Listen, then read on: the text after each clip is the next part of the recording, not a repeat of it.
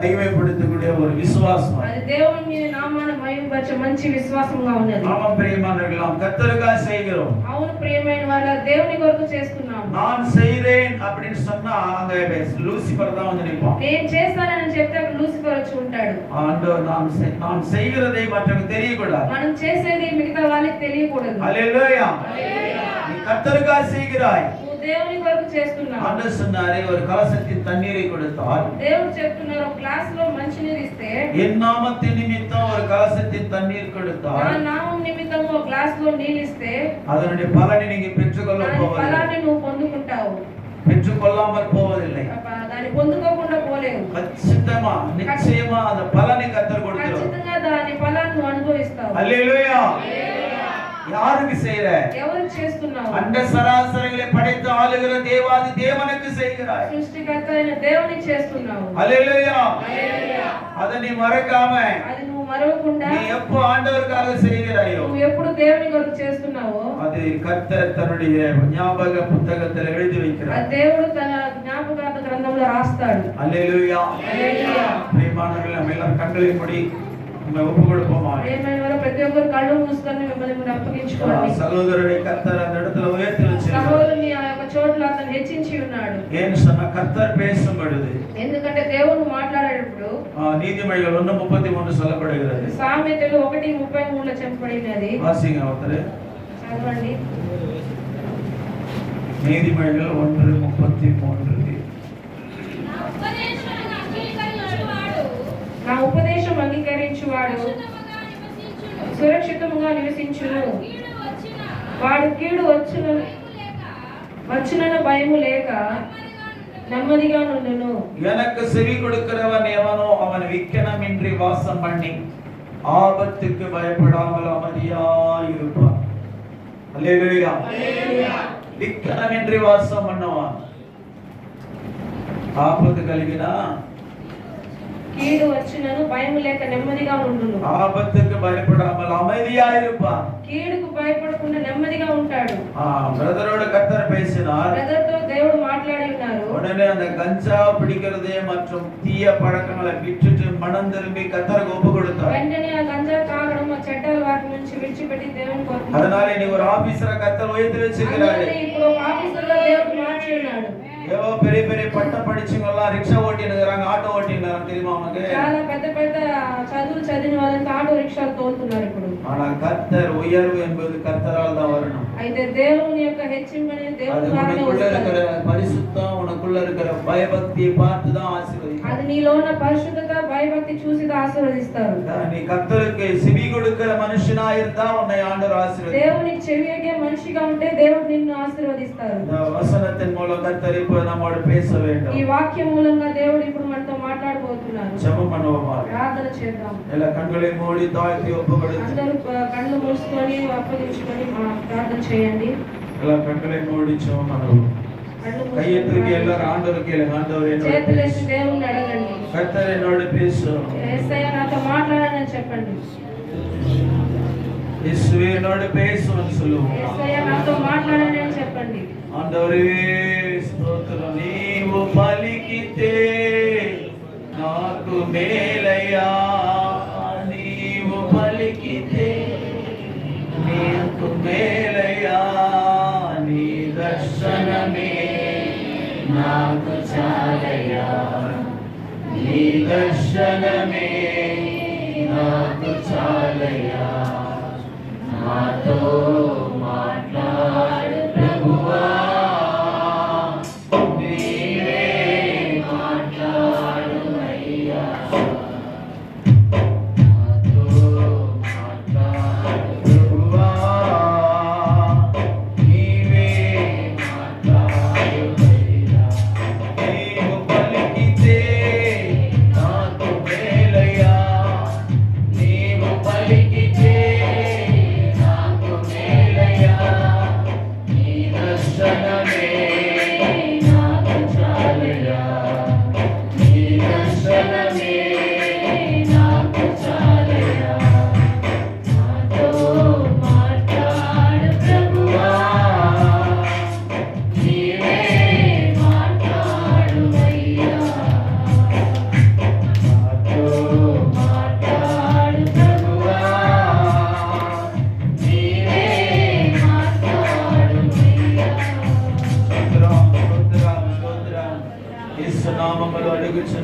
நன்றி. ஆமென். கர்த்தர் நம்மோடு பேசும் போகிறார். ஸ்தோத்திரம் பண்ணுவோம். దేవుడు మనతో మాట్లాడబోతున్నాడు. స్తోత్రం చెల్లిద్దాం. ஸ்தோத்திரம் ஸ்தோத்திரம் ஸ்தோத்திரம் ஸ்தோத்திரம். ஹalleluya. பிரியமானவர்களே, இங்கே வசனத்தை நாம் வாசித்தது போல ప్రియమైన వాళ్ళారా ఇక్కడ వాక్యాన్ని మనము எனக்கு చదివితే செவி கொடுக்கிறவன் எவனோ నా ఉపదేశం అంగీకరించు వాడు அவன் விக்கிரமின்றி வாசம் பண்ணி సురక్షితంగా నివసించును. ஆபத்துக்கு பயப்படாமல் அமைதியாயிருப்பான். వాడు కీడు వచ్చునన్న భయము లేక నెమ్మదిగా నుండును. ஹalleluya. சங்கீதம் 4:8 சொல்லப்பட்டிருக்கிறது. కీర్తనలు 4:8 చెప్పబడి ఉన్నది. வாசிப்போம்.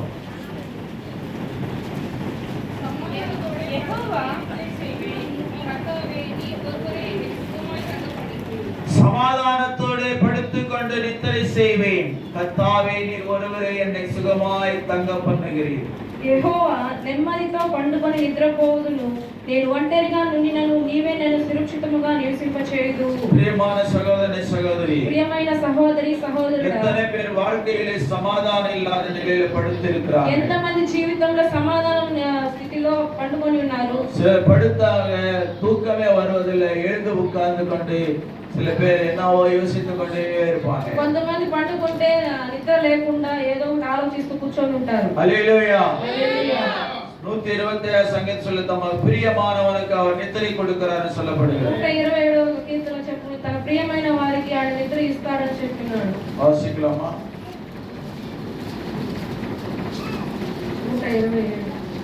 తన ప్రియులు నిద్రించుండగా ఆయన వారికి சதுரையா? తన ప్రియులు నిద్రించుండగా ఆయన వారికి ఇచ్చుచున్నాడు. తన ప్రియులు నిద్రించుచుండగా ఆయన వారికి ఇచ్చుచున్నాడు.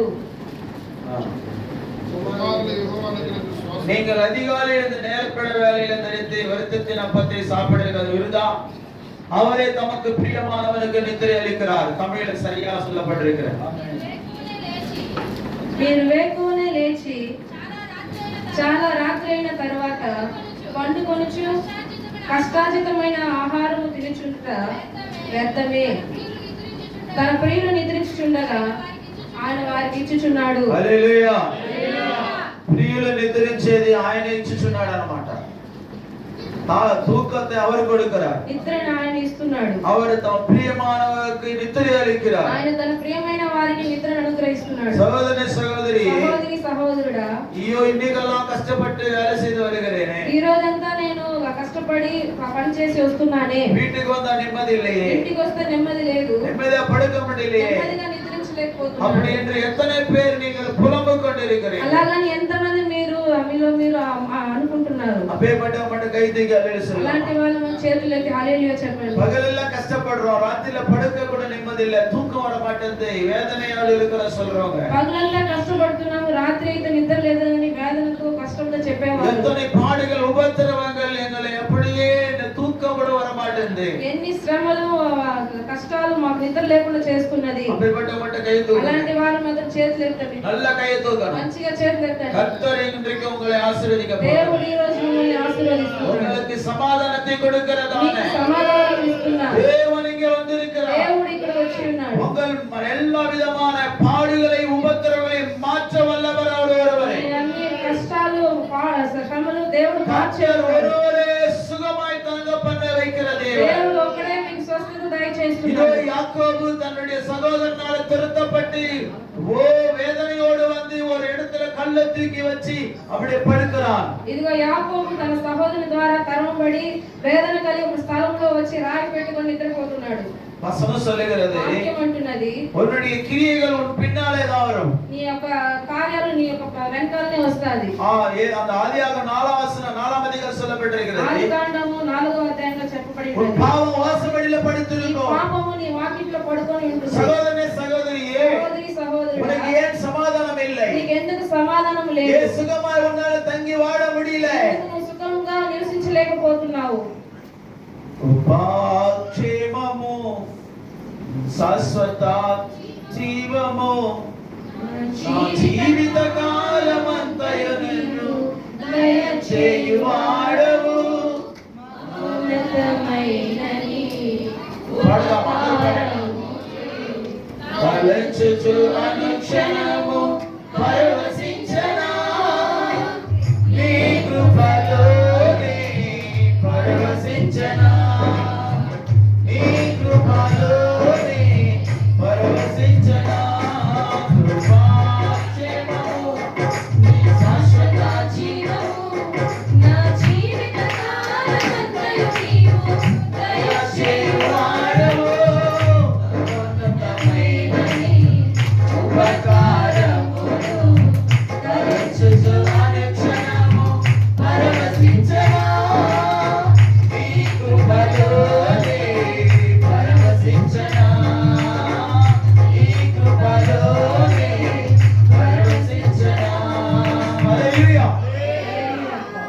கிருபையும் சமாதானமும் கர்த்தர் கொடுக்கிறதுங்க. కృపయు సమాధానము దేవుడు ఇస్తున్నాడు. அவர் சமாதானத்தை கொடுக்கிற சமாதான பிரபு என்று அவருக்கு ఆయన பெயர். సమాధానం ఇచ్చే సమాధాన ప్రభువుగా ఉన్నాడు. சமாதானத்தை படுத்து நித்திரை செய்யபடி அனுக்கிரகம் பண்ணுகிற தெய்வம். సమాధానం కలిగి నిద్ర అనుగ్రహించే దేవుడు. அவர் ஒருவரே என்னை சுகமாய் தங்க பண்ண வைக்கிறார் என்று ఆయన ఒక్కడే నన్ను సుఖముగా నివసించ చేస్తాడని చెప్పి அது சங்கீதம் 4ல சொல்லப்பட்டிருக்கிறது. కీర్తన 4వ అధ్యాయంలో చెప్పబడింది. நெகிலோத் என்னும் வாத்தியத்திலே வாசிக்க ராகத் தலைவனுக்கு ஒப்புவிக்கப்பட்ட தாவீதின் சங்கீதம் என்று சொல்லப்படுகிறது.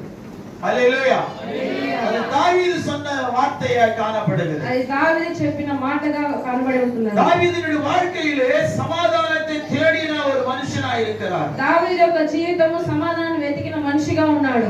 அந்த தாவீது சொல்லுகிறார், பக்தியில் அவனை கர்த்தர் தமக்காக தெரிந்து கொண்டார் என்று அறியுங்கள். దావీదు చెప్తున్నాడు, భక్తి కలిగిన మూడో వాక్యము యెహోవా తన భక్తులను తనకు ఏర్పరచుకొనుచున్నాడని తెలుసుకొనుడి.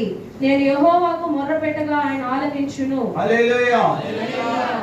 கர்த்தரை நோக்கி நான் கூப்பிடுகிறேன், கூப்பிடுறதை கர்த்தர் கேட்டார். నేను యెహోవాకు మొర్రపెట్టగా ఆయన ఆలకించును. நிறைய பேர் வாழ்க்கையில நிம்மதி இல்லை, చాలా మంది జీవితాల్లో నెమ్మది లేదు, சுகம் இல்லை, సుఖం లేదు, ஆரோக்கியம் இல்லை, ఆరోగ్యం లేదు, మనశ్శాంతి இல்லை. మనశ్శాంతి లేదు. எதற்காக தெரியுமா? ఎందుకోసం అంటే இங்கே தாவீது சொல்லுகிறார், దావీదు అంటున్నాడు, கர்த்தரை நோக்கி கூப்பிட்டேன். నేను యెహోవాను మొర్రపెట్టాను. அப்படினா என்ன? హల్లెలూయా. అలా అంటే ఏంటి?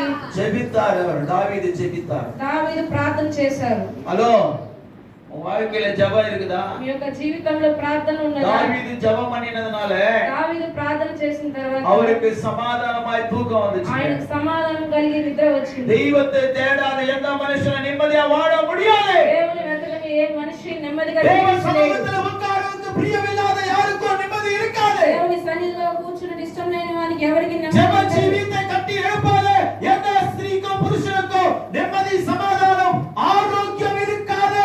ప్రార్థన జీవితాన్ని కట్టించలేని ఏ మనిషి అయినా సరే వాళ్ళకి ఆరోగ్యం సుఖం உன்னை ఉండదు. நடத்துகிறதான தேவனுடைய ஒரு மேய்ப்பனுக்கு, தேவனால் கொடுக்கப்படுகிற ஒரு மந்தை மேய்ப்பனுக்கு நீ செவி கொடுக்காத ஒரு ஆட்டை போல இருப்பாயானால் உன்னுடைய வாழ்க்கையிலே சமாதானத்தை நீ பெற்றுக்கொள்ள முடியாது. నిన్ను నడిపించే కాపరికి నువ్వు చెవి ఎక్కకపోతే నీ యొక్క జీవితంలో సమాధానం ఉండలేవు. హల్లెలూయా. హల్లెలూయా. தேவனுடைய வசனம் சொல்லுகிறது, దేవుని వాక్యం అంటున్నది, துன்மார்க்கனுடைய வீட்டிலே கர்த்தரின் சாபம் இருக்கிறது, நீதிமானுடைய வாசஸ்தலத்தை அவர் ஆசீர்வதிக்கிறார் என்று சொல்லப்படுகிறது. దుర్మార్గుల ఇంటిలో దేవుని శాపం ఉన్నది, నీతిమంతుల ఆయన ఆశీర్వాదం ఉన్నదని చెప్పబడింది. சகோதரனே, சகோதரியே, సహోదరి సహోదరుడా, உன்னுடைய வீட்டிலே சமாதானம் இருக்கிறதா? నీ ఇంట్లో సమాధానం ఉన్నదా? உன்னுடைய வீட்டிலே ஆசீர்வாதம் இருக்கிறதா? నీ ఇంట్లో ఆశీర్వాదం ఉన్నదా? உன்னுடைய வீட்டிலே சுகம் உண்டா இருக்கிறதா? నీ యొక్క ఇంట్లో సుఖం కలిగి ఉన్నారా? தேவனுடைய வசனம் சொல்லுகிறது, దేవుని వాక్యం అంటున్నది, நீதிமானுடைய வாசஸ்தலத்தை அவர் ஆசீர்வதிக்கிறார். నీతిమంతుల నివాస స్థలమును ఆయన ఆశీర్వదిస్తున్నాడు. நீதி எப்பொழுது கிடைக்கும்? నీతి ఎప్పుడు కలుగుతుంది? ஆண்டவர் வசனம் சொல்லுகிறது, దేవుని వాక్యం అంటున్నది, அந்த சங்கீதம் 4ஆம் அதிகாரம் 1ஆம் வசனத்திலே, కీర్తనలు 4వ అధ్యాయం 1వ என் వాక్యం, நீதியின் தேவனே, నా నీతికి ఆధారమగు దేవా, நான் கூப்பிடுகிறேன் எனக்கு செவியிடு. నేను మొరపెట్టినప్పుడు నాకు ఉత్తరమిమ్ము. அதே சங்கீதத்துல நான் வாசிக்கிறோம், అదే కీర్తన భాగం చదువుతున్నాము. என் நீதியினாலே నా నీతి వలన கர்த்தருடைய நாமத்தை நான் கீர்த்தனம் பண்ணுவேன் சொல்லுகிறார்.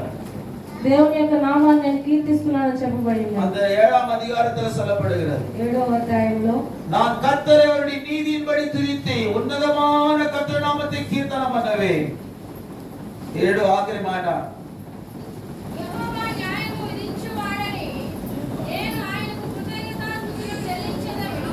సర్వోన్నతమైన యెహోవా నామమును కీర్తించెదను. హల్లెలూయా. நான் நீதியின்படி துதிக்கிறேன் என்று சொல்லுகிறார். నీతి ప్రకారం ఆయన స్తుతిస్తున్నానని చెప్పబడుతున్నది. நான் இங்க பார்த்து சொல்றோம், நான் சொல்றத மட்டும் சொல்ல, நீ நான் தேடாத, நான் சொல்றது சொல்லு, அவன் படிக்கிறத டக்குனு நீ பிடிச்சதே சொல்லு. ஹல்லேலூயா. హల్లెలూయా.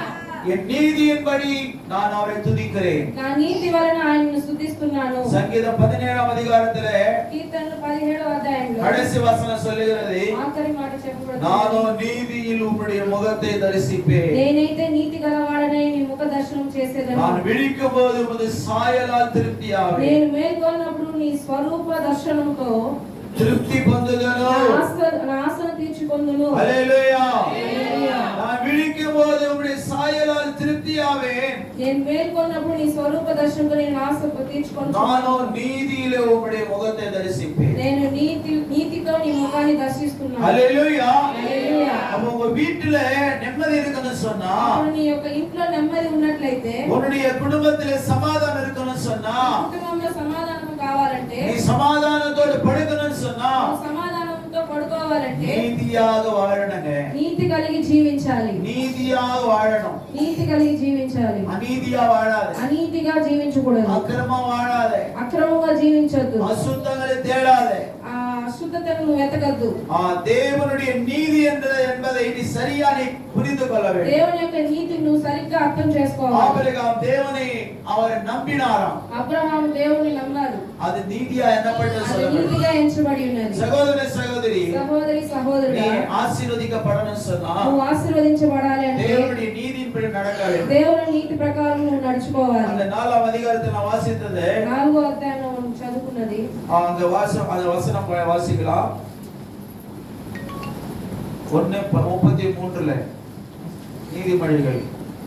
సామెతలు 1:33. என் செவி கொடுக்கிறவன் எனக்கு செவி கொடுக்கிறவன் எவனோ నా ఉపదేశం అంగీకరించువాడు அவன் விக்கனமின்றி வாசம் பண்ணி సురక్షితంగా నివసించును. ஆபத்துக்கு பயப்படாமல் அமைதியா இருப்பான். వాడు కీడు వచ్చిన భయం లేక నెమ్మదిగా నుండును. ஹல்லேலூயா. హల్లెలూయా. உபாகம் 12ஆம் அதிகாரத்துக்கு வருவோம். ద్వితీయోపదేశకాండం 12వ అధ్యాయము.